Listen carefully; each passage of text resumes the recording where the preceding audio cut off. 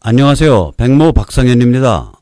3건 이상 살인을 연속해서 하시면 세 번째 건부터는 변호인 비용을 50% 할인해 드립니다. 어느 변호사가 이런 광고를 냈다가는 도라이 취급받겠죠? 이런 장의사는 또 어때요? 어른관 2개를 한 번에 사시면 어린이관 1개를 공짜로 끼워드립니다. 아마 이 장의사님이 가게에 불 질러버리겠다고 나서는 분들 많으실 겁니다. 변호사나 장의사가 이런 광고를 내면 왜 안 되는 것일까요? 흉을 다루는 직업이기 때문이죠. 범죄의 유무, 책임의 유무를 다투는 일은 흉입니다. 이 때문에 사용하는 말조차 다르죠. 우리 보통 사람의 말은 효과적이고 생생하게 소통하는 것을 목적으로 하는데 반해서 법의 언어는 그 뜻을 아무리 악의적으로 비틀려 해도 비틀어지지 않는 것을 목적으로 합니다. 법의 언어는 이런 식이죠.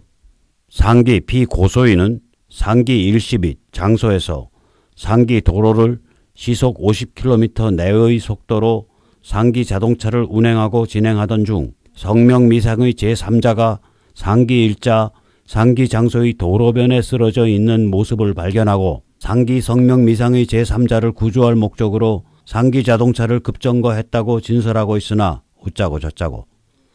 이게 무슨 말이래요? 솔직히 말해서 이는 사람의 말이 아닙니다. 사람의 말로 바꾸면 대충 이런 씁니다.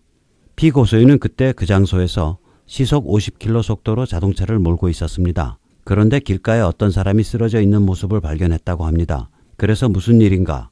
혹시 도움이 필요하지는 않을까? 이런 생각에 자동차를 급정거했다고 합니다. 그러나 어쩌고 저쩌고. 이렇듯 법은 그 언어조차 사람의 언어와 다른 특별한 비즈니스입니다. 다른 사람의 삶과 죽음을 가르고 책임 있음과 책임 없음을 가르고 죄를 지었음과 짓지 않았음을 가르는 비즈니스이죠. 그래서 법은 흉입니다. 옛날에는 법으로 다투지 않고 창칼로 다퉜어요. 꼴리면 찌르고 베는 겁니다. 그래도 법으로 하게 되어서 다행인 거죠. 말하자면 법은 창칼의 진화체, 즉 창칼이 진화해서 만들어진 물건입니다. 옛사람이 창칼을 다룰 때 엄정하고 엄숙한 태도를 취했듯 지금 세상에선 법을 다룰 때 그런 자세를 가져야 합니다. 공자가 동쪽 사람들을 극찬했던 표현이 있죠. 호생불살생. 생명 번영을 기꺼워하며 함부로 남을 해치지 않는다. 이런 뜻입니다. 법을 다루는 사람도 그런 자세를 가져야 돼요. 그런데 요즘 민변, 즉 민주사회를 위한 변호사 모임의 행태를 보면 호생불살생은커녕 오히려 호살불육생입니다. 호살불육생이 무슨 뜻이냐고요? 당연히 모르시죠? 제가 만든 말이니까요. 죽이는 것을 좋아해서 생명을 기르지 않는다. 이런 뜻입니다. 이런 말 만들면 죄받습니다. 아무튼 민변이 매일같이 하는 일이라곤 사람 죽이고 생명 번영의 길을 파괴하는 짓뿐이거든요. 예를 좀 들어보죠. 민변은 첫째, 최근 유엔에 편지를 보내 대한민국의 대통령은 부정선거로 당선되었습니다. 제발 유엔이 간섭해 주세요. 이런 취지로 울부짖었어요. 이는 박근혜 대통령이 국정수행을 잘하고 있다라고 생각하고 있는 65%의 국민을 능멸하고 잡아 죽이는 짓이죠. 대한민국이라 불리는 소중한 삶의 터전을 파괴하는 작태에 다름 아니죠. 편지 내용은 이래요. 국가정보원의 불법 선거 개입이 일어났지만 이에 대한 책임 규명조차 이루어지지 않고 있습니다. 현재 국정원 관련 제도와 운영에 심각한 문제가 있고 2010년 유엔 반테러 특별보고관이 발표한 국가정보기관의 모범 관행에 대한 국제기준에 한참 뒤떨어져 있습니다. 국정원은 국가보안법 등 일부 범죄에 대한 직접 수사권과 정치 개입을 남용하고 있습니다. 행정부, 사법부, 국회의 국정원에 대한 민주적 통제 장치가 없습니다. 국정원 대선 개입 사건에 대한 특별검사제를 도입해야 하며 국정원 수사권을 폐지하고 국정원 예산에 대한 국회 통제권을 강화해야 합니다. 이런 무시무시한 거짓말을 영어로 써서 유엔에 제출한 겁니다. 국정원이 조직적으로 선거에 개입했냐 안 했냐에 대해서는 재판이 진행되고 있지 않나요?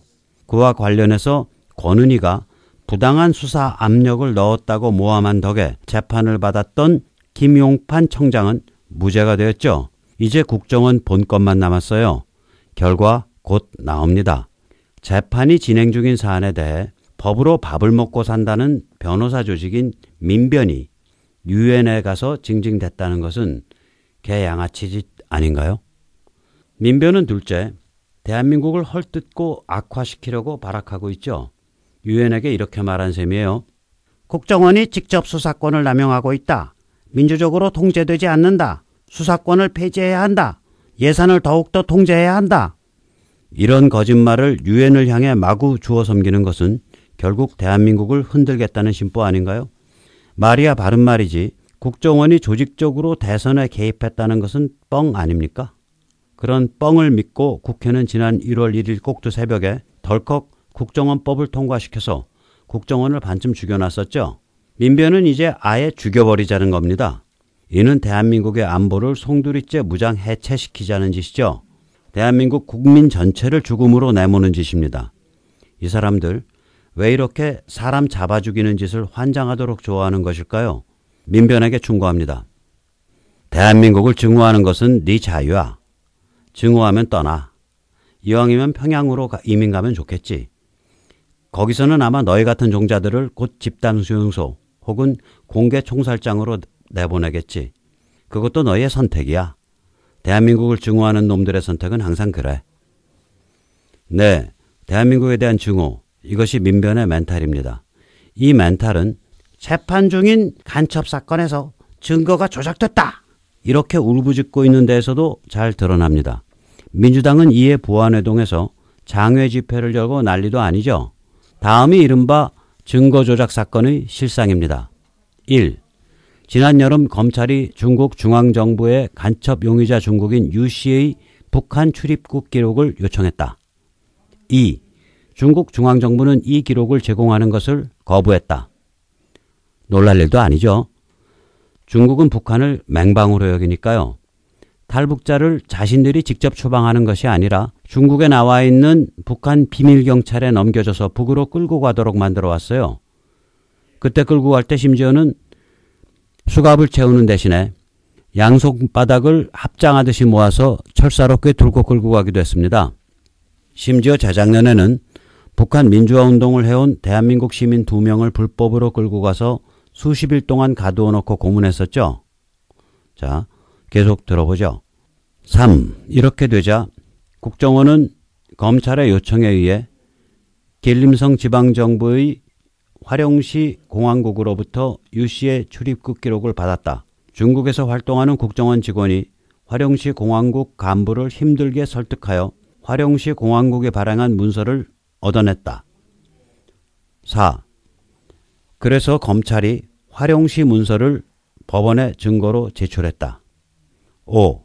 그런데 그만 민변 소속 변호사가 중앙정부가 거절한 문서를 지방정부로부터 획득했다라는 사정을 눈치챘다. 민변이 아주 지독한 짓을 저질렀다. 재판부로 하여금 중국 중앙정부 외교부 산하 주한 중국 대사관에 문서가 진짜인가 가짜인가 묻도록 만들었던 것이다. 6.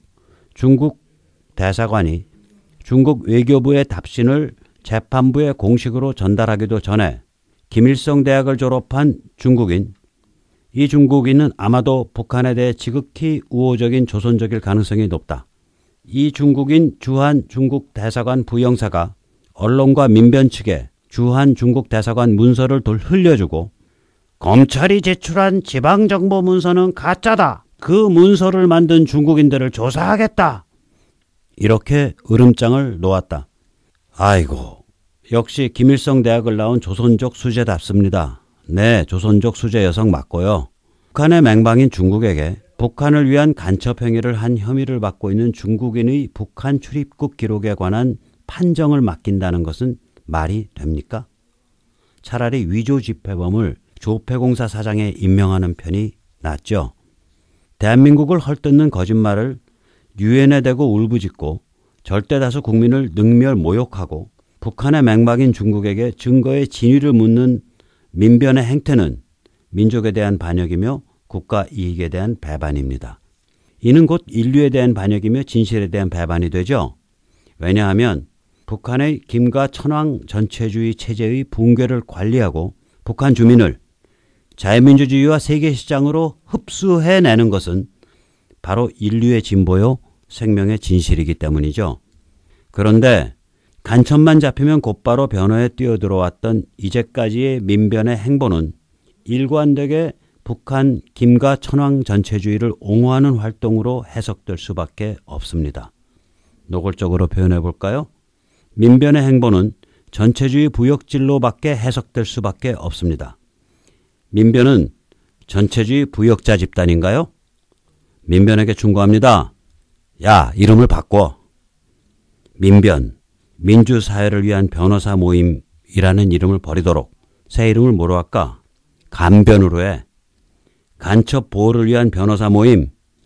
뜻이 너무 미지근하다고? 그럼 새 이름 간변을 정말 화끈한 의미로 재해석해 줄게. 간첩 보호 육성을 위한 변호사 모임.